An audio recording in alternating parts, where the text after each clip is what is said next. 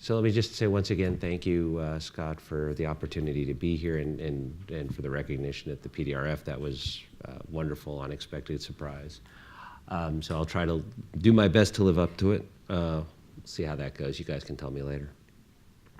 So next piece here is, what is the cost of an unseen ad? And the idea here was we were going to look, or I should say what got me interested in this is I thought, wouldn't it be great? You know, we do thousands of these brand lift studies for digital. Wouldn't it be great if we could tell you, because we know what % of your ads were viewable across a campaign that's run. It would be great if we could say, okay, well, you ran your campaign, you had a lift of 6, and you were 48% viewable. What would the lift have been had it been 60? Had it been 80? Had it been 30, right? So if the industry norm, which is around 44% viewable ads, if you beat that norm, how much did beating that norm help your client, and is that a good, and shouldn't that be a good reason to be able to say, there's a reason why I charge a premium? Or if you come in lower, it's a way of accounting to say, well, this is what you cost me by not doing at least as well as the industry. So that's where it started, but it got kind of interesting as we were going through it. So once again, and in England we say, how can you have your pudding if you don't have your meat? But we're going to have our pudding first. So while it is possible that the effect of viewability on lift metrics could be nonlinear, and I had very much expected it to be nonlinear. I had in my mind a beautiful curved graph, and I had some ideas about what the shape would look like. In virtually all campaigns, it's a straight line. Viewability goes up. It is a linear effect, and there's a reason for that, which I'll explain later, which made me sad, but it's, hey, math is math. Non-viewable ads, as defined by the MRC, are capable of contributing to the overall lift of a campaign, although to a lesser degree. And this was one of those moments when we got ourselves caught up in the research and with results that made no sense until we figured out what was going on. We'll skip this. This is just in here in case I'm giving the, I'm never quite sure, I wasn't quite sure which one was going first, so I thought I'd cover my bases. As I mentioned before, one of the advantages to a regression methodology is the ability to control for the independent effect of one contributing factor while allowing the other one to vary. And this is important to understand how we did the viewability study here. So when we do attribution, one of the real advantages of this approach is that when you're doing segmentation, you've got a couple of choices. You've got to either say, we're going to find people who are exposed to publisher A and only publisher A and compare them to people exposed to publisher B and only publisher B. Or you could say, I'm going to look at the person who had the most recent ad, and that will define which publisher we put them in. I've also seen it, although it's much more rare, you'll see people who will just put you in every category for which you're a member. So the advantage here is that you are saying this is the effect of publisher A, holding constant the effect of publisher B. It's a way of intuiting that would be to say, if we were to assume everybody saw publisher B, the average number of times that across total delivery people saw publisher B, what would happen if we left that there and then just let publisher A vary? What would that slope look like? And that's what you see here.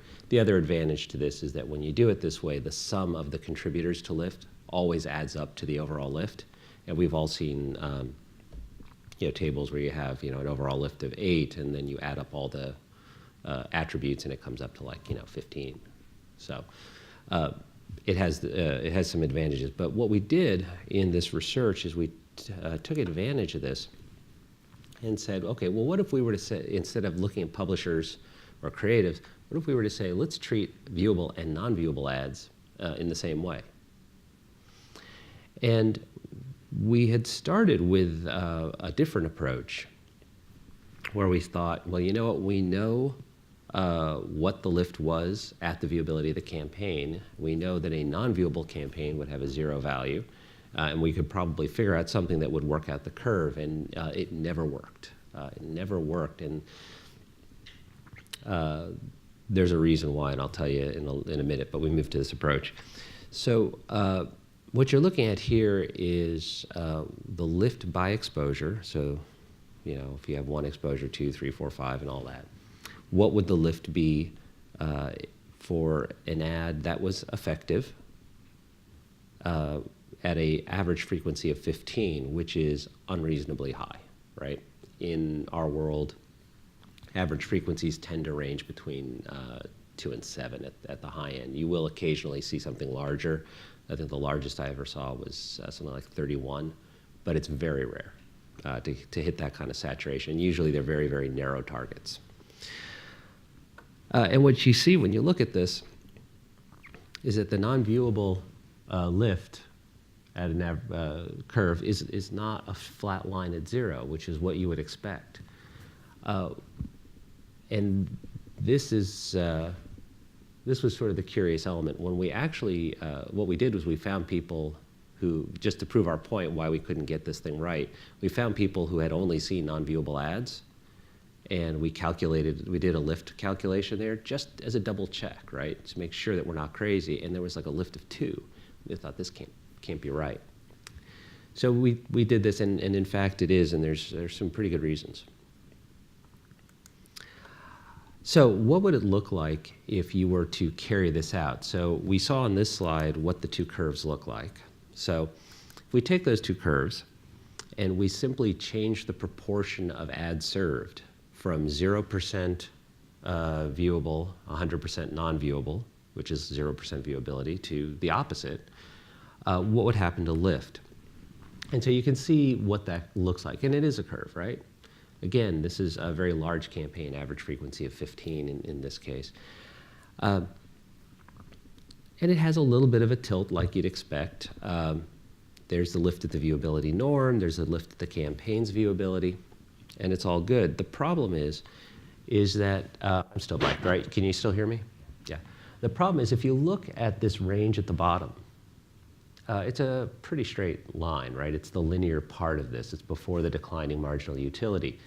That's where virtually every campaign lives. And that led to to sort of the following depressing slides, which is that if you look at average frequencies of exposure where virtually all campaigns are, they look straight. They look like a linear relationship. And for any of you who've taken math, what is the only possible result of a function of 2 straight lines? It is a straight line. So for almost everything, almost every campaign, this is what this is going to look like. Now, the slope will be different. Not every campaign, it was not the case that I think we did 11 studies. It was not in every study that non-viewable ads had lift. This one it did. And that's why we're using this as an example. I think a little less than 1/3 of them did. So what's the obvious question, right? Anybody want to throw it out there? No? Why would a lift, what? Well, yeah, so how are we getting an effect from an ad that was never seen? Well, it's because it's a rule of thumb, right? So the MRC definition of a viewable ad is at least 50% of the pixels in view, 30% for large format, for at least 1 second. And for video, same idea, but 2 seconds. If the video never runs, not a viewable ad. So let's take a look at this one. As I mentioned, Snickers not supporting the research, was never asked, just really like Snickers. By the way, in London, I did this, did both of mine on the same day, and then the next day, where they had those little candy jars on the tables, someone had put Snickers in them. And that is an example of effective advertising. So how does it happen? Take a look at this ad. This is 50% of that ad. So can you tell, if this were on your screen, would you be able to tell that you just saw a Snickers bar? Do you think that that would have an effect? Surely. That's also 50%, or these actually, sorry, both these are 49% of the ad. Will this have an effect? Yeah, absolutely. If it's a well-known brand, if it's graphic heavy, so that there's not a lot of load, cognitive load to get the idea out of it, we're going to get it like that. these three ads are probably very similar in their ability to affect you, with the exception of the word hungry, right?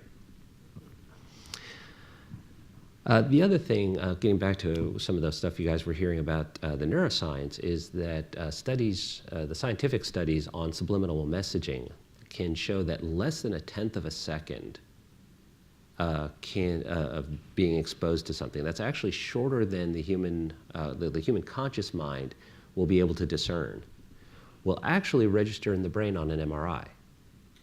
So it's been noted at a subconscious level, and as we're all aware, a lot of advertising is about subconscious effect. So that 1 second, well, what if it was 0.9 seconds?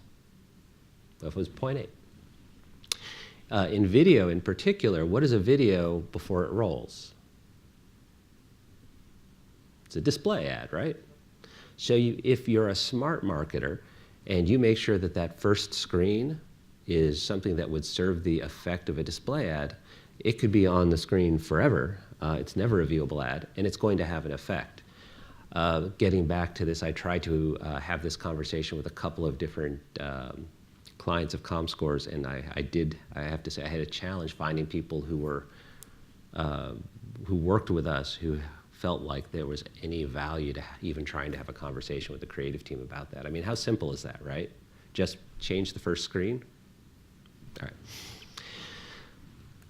So size probably also matters. If this is a confusing concept to you, there are many women in the audience who will explain it. This is 49% of this ad. This is 29% of this ad.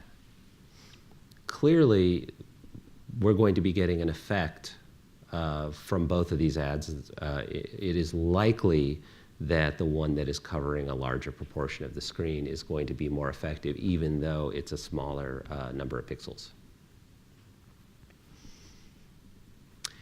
And that leads me to probably my favorite slide of all time. It's something I say all the time. But it should be sort of an obvious thing to say, but it is much easier to see 30% of a tiger in your kitchen than half a mouse.